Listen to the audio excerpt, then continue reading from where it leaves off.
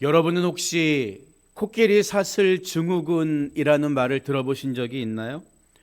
이 용어는 코끼리를 길들이는 방법에서 유래됐는데요.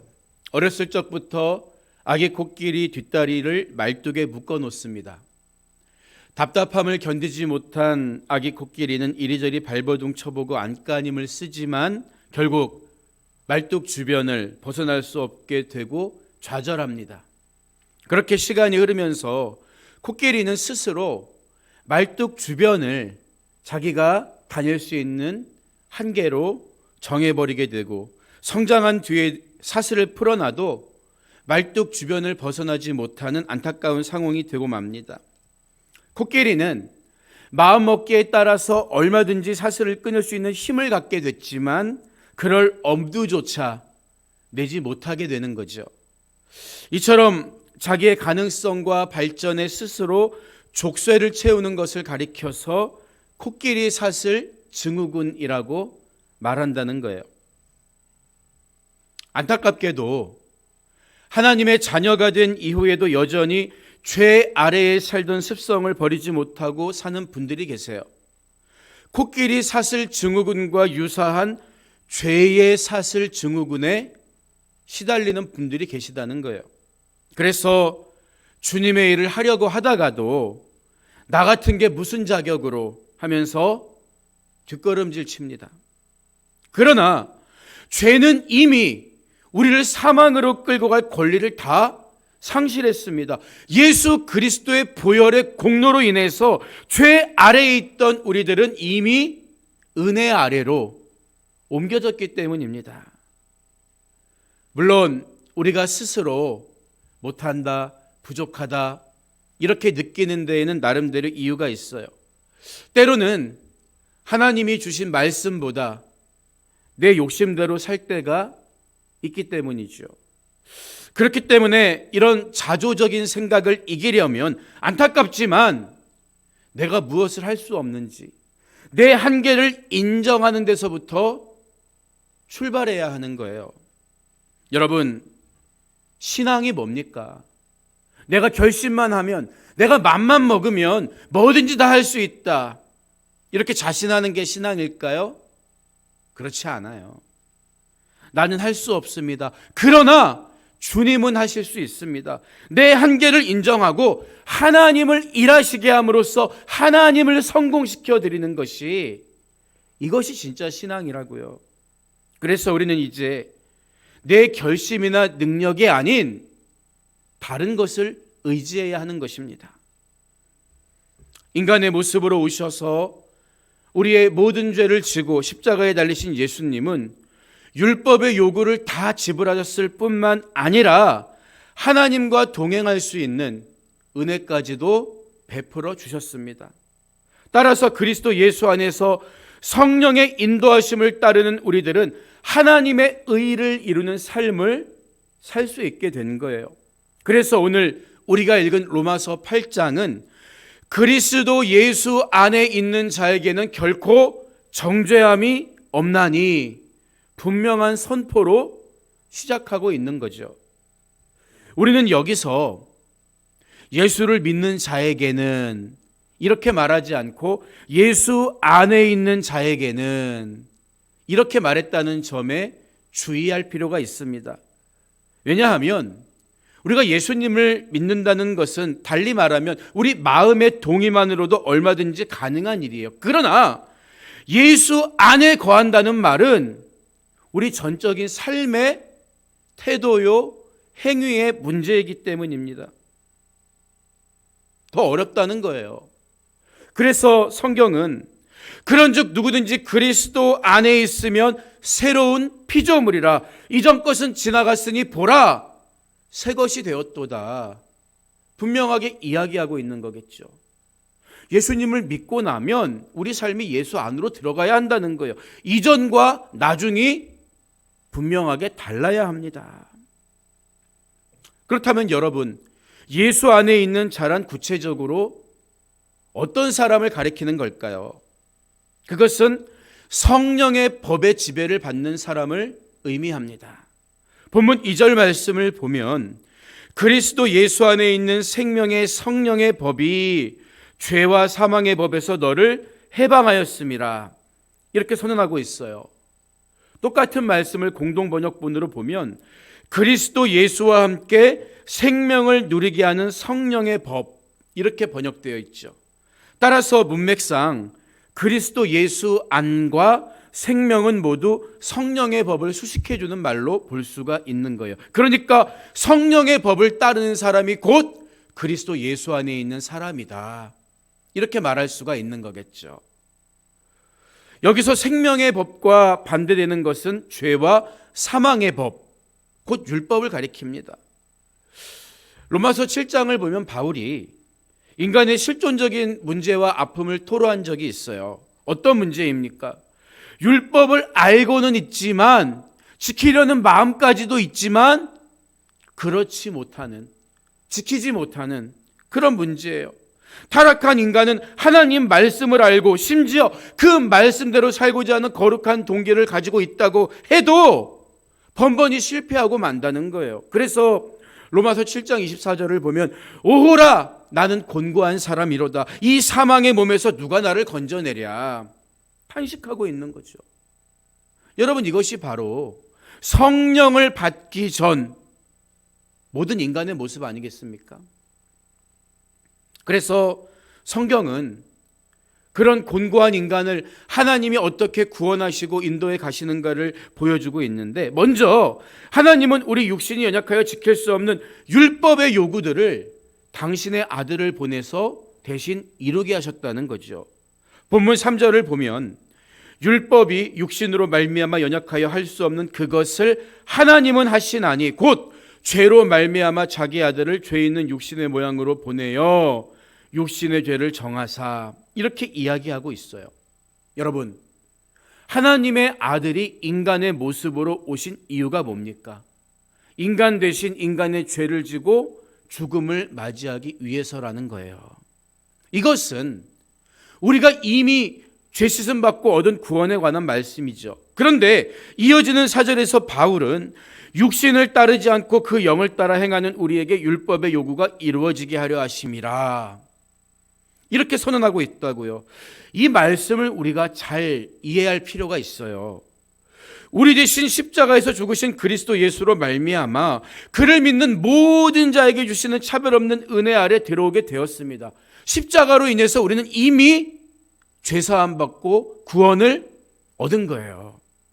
하지만 그럼에도 불구하고 아직 완성하지 못한 구원에 이르는 과정에서 우리는 죄성이 남아있는 육신으로 인해 연약함과 직면하게 됩니다. 우리는 율법에 대해 죽었지만 율법이 우리를 정죄하는 기능은 여전히 남아있기 때문이에요. 죄를 지적한다고요. 그렇기 때문에 나의 결심과 능력을 의지하는 것이 아니라 구원받은 이후의 삶은 그 영을 따라 행할 때 구원의 완성, 율법의 요구들을 지킬 수가 있다. 성경이 이렇게 말하고 있는 거죠. 여러분, 그러면 영을 따라 행한다는 게 어떤 의미일까요? 내가 그냥 영적으로 생각하고 어떤 신령한 계시를 받아서 어떤 이런 것만을 의미할까요? 그렇지 않습니다. 하나님은 예레미야서 31장 33절에서 내가 나의 법을 그들의 속에 두며 그들의 마음에 기록하여 나는 그들의 하나님이 되고 그들은 내 백성이 될 것이라, 이 선언을 하십니다. 옛 언약은 시내산에서 돌판에 새겨주셨지만 새 언약은 저와 여러분의 마음에 새겨주시겠다는 거예요. 그러니까 영을 따라 행하라는 말의 의미는 분명합니다. 그것은 내 생각이나 탁월한 지혜를 추구하는 게 아니라 마음에 새겨주신 하나님의 법을 따라 사는 것을 의미합니다. 성령이 이끄시는 대로 마음에 새겨주신 하나님의 법에 순종하면 우리는 어렵지 않게 구원의 완성을 이뤄갈 수가 있는 것입니다. 오직 하나님이 하십니다. 그런 삶을 살라고 하나님은 누구에게나 성령을 선물로 보내주시는 거지요. 따라서 로마서 8장이 말하는 그리스도 예수 안에 있는 자란 내 안에 성령을 모시고 그분의 말씀에, 그분의 감동에 순종하는 사람이에요. 어려운 게 아닙니다. 영을 따라 행한다는 것은 단순히 구약시대 율법의 조항들을 다시 지킨다는 의미가 아니라 율법이 요구하는 궁극적인 목적이 뭐예요? 하나님 사랑과 이웃 사랑. 그것을 온전히 실천할 수 있다는 의미예요. 왜? 하나님이 잊어버릴 때마다 내 마음의 감동으로, 내 마음의 생각으로, 지식으로 깨닫게 하시기 때문에 하나님이 이뤄가신다는 거예요. 성령은 하나님의 깊은 데까지 통달하는 하나님의 영이시며 우리를 돕고 가르치고 인도하시고 동행하시는 보혜사이시기 때문입니다. 여러분, 그러면 이처럼 마음에 성령을 모시고 성령의 법을 따르는 사람들은 어떤 점에서 그렇지 않은 육신의 생각을 따르는 사람들과 구분이 될까요? 본문 5절부터 8절까지는 육신의 생각과 영의 생각을 따르는 사람들의 차이점에 대해서 설명해 주고 있어요. 내가 어떤 사람인가? 이 말씀의 거울에 비추어 주면 대번에 드러나게 되는 거죠. 5절 이하의 말씀을 보면요, 육신을 따르는 자는 육신의 일을, 영을 따르는 자는 영의 일을 생각하나니, 벌써 생각이 달라요. 육신의 생각은 사망이요 영의 생각은 생명과 평안이니라. 육신의 생각은 하나님과 원수가 되나니 이는 하나님의 법에 굴복하지 아니할 뿐 아니라 할 수도 없음이라. 육신에 있는 자들은 하나님을 기쁘시게 할 수 없느니라. 이렇게 말해주고 있습니다. 본문에 기록된 말씀처럼 성령의 법을 따르는 사람은 영의 생각이 요구하는 영의 일을 따르고 그 삶에 성취하고자 애쓰는 사람이라는 거예요. 한마디로 생각이 복된 사람입니다. 여기서 말하는 영의 생각이란 내 경험과 지혜와 감동에서 나온 내 생각이 아니라 아무리 영적으로 보여도 내게서 나온 생각은 영적인 생각이 될 수 없는 거예요. 하나님이 우리에게 요구하시는 성령의 법과 똑같은 의미입니다. 하나님이 그 법을 어디에 새겨주신다 그랬어요? 우리 마음에 새겨주신다 그랬잖아요. 우리 마음에 당신의 법을 새겨주신 하나님의 마음과 똑같은 마음을 품을 때 그게 영의 생각이라는 거예요. 내 생각에 하나님의 생각을 끼워 맞추는 게 아니라 내 마음과 생각에 새겨주신 하나님 마음, 하나님 생각을 내가 똑같이 가질 때, 품을 때 그게 영의 생각이라는 거예요. 따라서 우리가 결정해야 될 일이 뭐겠습니까? 내 육신으로부터 나온 육의 생각을 쫓을 것인지 아니면 하나님이 내 마음에 새겨주신 영의 생각을 쫓을 것인지 이거 판단하고 분별하고 결정해야 되는 거예요. 잠언 23장 7절은 대저 그 마음의 생각이 어떠하면 그 위인도 그러한즉 이렇게 말하고 있어요. 무엇을 생각하고 마음에 품느냐에 따라서 그의 됨됨이가 드러난다는 뜻이지요. 생각이 천한 사람은 천한 행동을 하는 천한 사람이 되고 생각이 복된 사람은 복된 일을 하는 복된 인생을 삽니다. 육적인 생각을 따르는 사람은 육적인 사람이 되고 영의 생각을 따르는 사람은 영적인 사람이 됩니다. 뭘 듣고 신비한 걸 봐야 영적인 사람이 아니라 하나님이 내 마음에 새겨주신 그 법을 따라 살아갈 때 그가 영적인 사람이다. 성경이 이렇게 말하고 있는 거예요. 갈라디아서 5장 19절 이하를 보면 육체의 일은 분명하니 곧 음행과 더러운 것과 호색과 우상숭배와 주술과 원수 맺는 것과 분쟁과 시기와 분냄과 당짓는 것과 분열함과 이단과 투기와 술취함과 방탕함과 또 그와 같은 것들이라. 이렇게 설명해 주고 있습니다. 이처럼 육신의 생각을 따르는 사람은 그 열매가 언제나 육체적인 일로 드러나게 된다는 거죠. 그러나 갈라디아서 5장 22절 이하를 보면 오직 성령의 열매는 영의 생각을 따라가는 사람은 사랑과 희락과 화평과 오래 참음과 자비와 양선과 충성과 온유와 절제라고 증언하고 있어요. 이처럼 영의 생각을 따르는 사람은 성령의 열매를 맺게 됩니다. 왜요? 성령의 법을 따라가니까 당연히 성령의 열매를 맺는 거죠.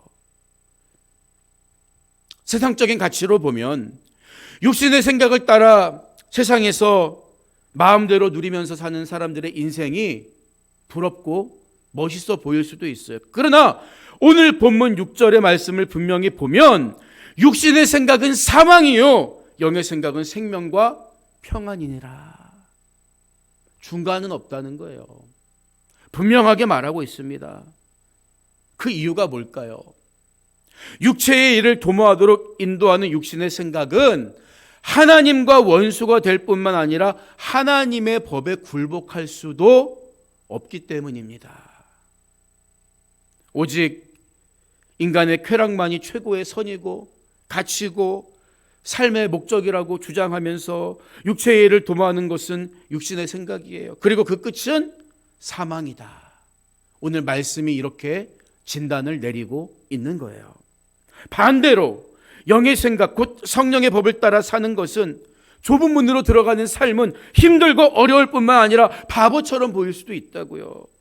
누군가를 사랑하되 끝까지 사랑하고 죽도록 충성하고 미움받아도 무례히 행치 않는다는 것은 내가 주님처럼 낮아지지 않으면 절대 감당할 수 없는 일들이기 때문입니다. 그러나 성령이 내 안에 오셔서 하시는 일이 바로 그 일이라고요. 주님처럼 낮아지게 하시고 희생하게 하시고 주님처럼 섬기고 사랑하도록 이끌어 가십니다.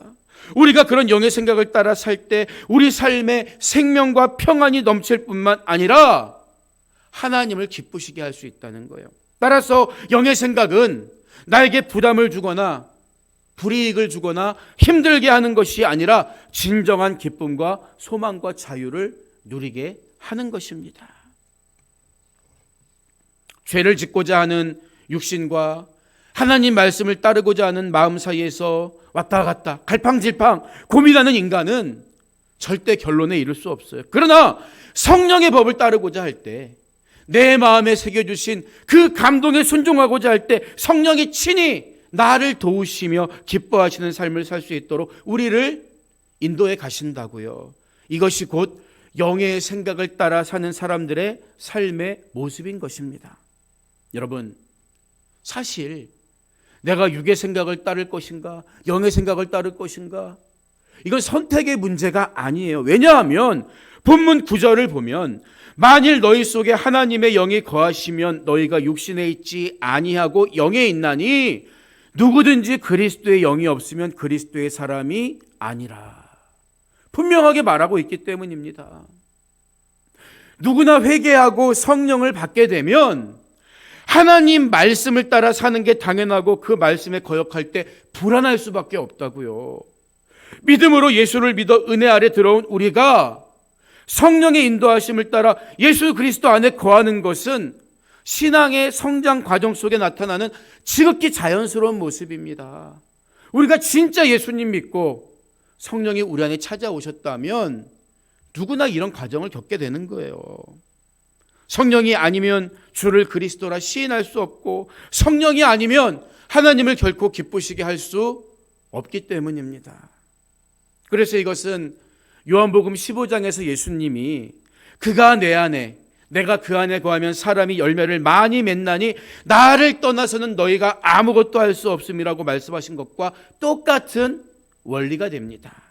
믿음이란 한 번 지적인 동의로 끝나는 것이 아니라 예수님과의 지속적이고 유기적인 관계이기 때문이에요. 동행하는 관계이기 때문입니다. 그래서 하나님은 말씀대로 살라고 당신의 자녀가 된 우리에게 성령을 보내주시는 거예요.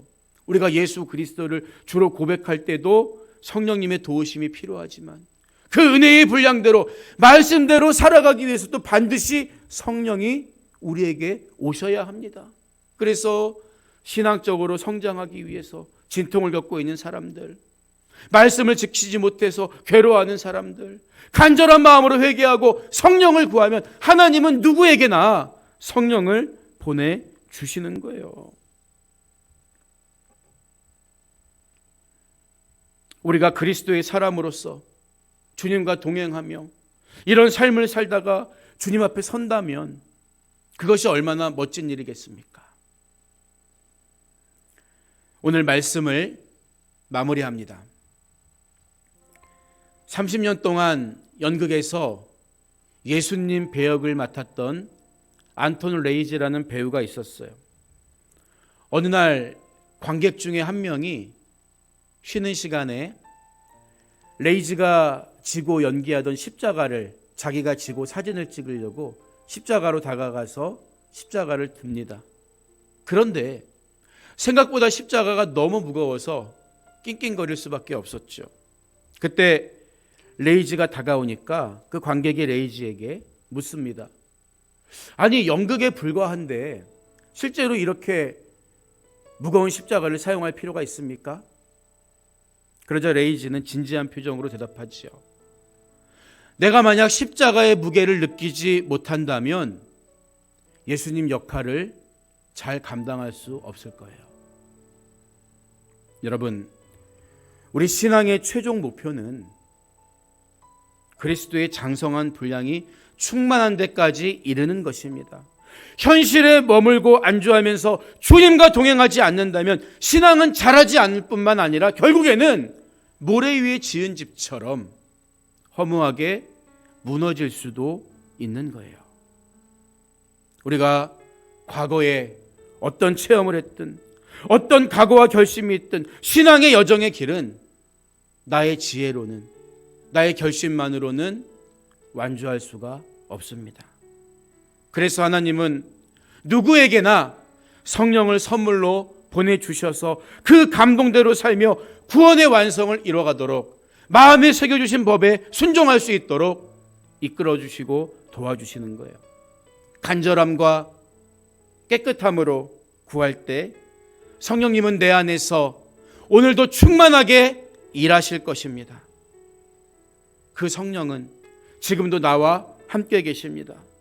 생명의 성령의 법으로 죄와 사망의 법을 항상 이기며 나아가는 여러분의 귀하고 복된 삶이 되시기를 주님의 이름으로 축원드립니다.